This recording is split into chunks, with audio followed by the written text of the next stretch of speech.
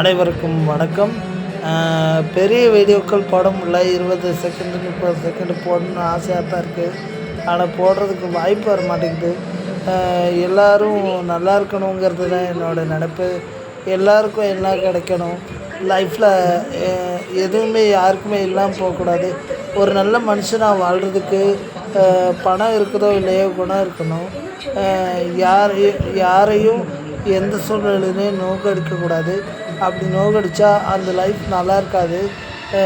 நீங்கள் என்ன தான் ஒரு நல்ல விஷயத்துக்காக போராடினாலும் வாய்ப்புகள் வரும்போது அந்த வாய்ப்புகளை சரியாக பயன்படுத்தணும். அப்படி பயன்படுத்தினா வெற்றி நிச்சயம். வேத சத்தியம்னு பாட்டில் சொல்லுவாங்க. அதே மாதிரி தான் ஆகும்.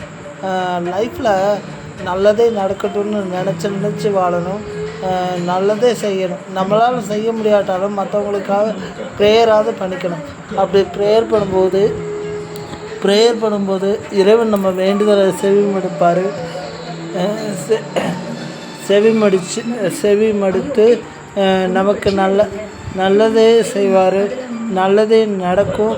எப்போதுமே ஜெயிக்கிறதுக்காக எந்த ஒரு வழியும் யூஸ் பண்ணணும்னு நினைக்கக்கூடாது.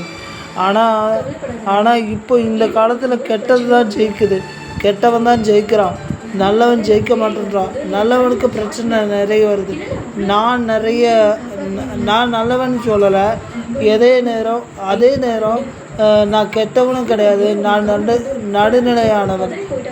என்னுடைய கால் ஊனத்தை வச்சு என்ன எடை போடுறவங்களுக்கு ஒரு கேள்வி கேட்குறேன்.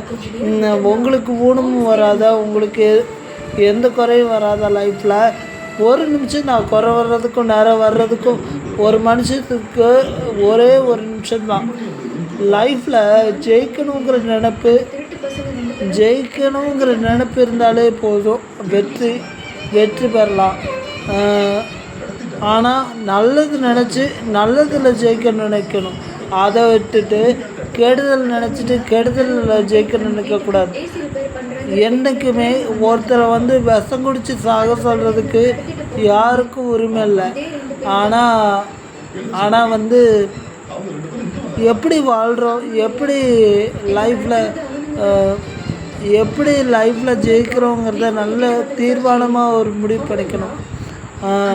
என்றைக்குமே வெற்றியை மட்டுமே அடிப்படையை நோக்கி போவோம். அதே நேரம் தவறான பாதையும் எடுக்கக்கூடாது.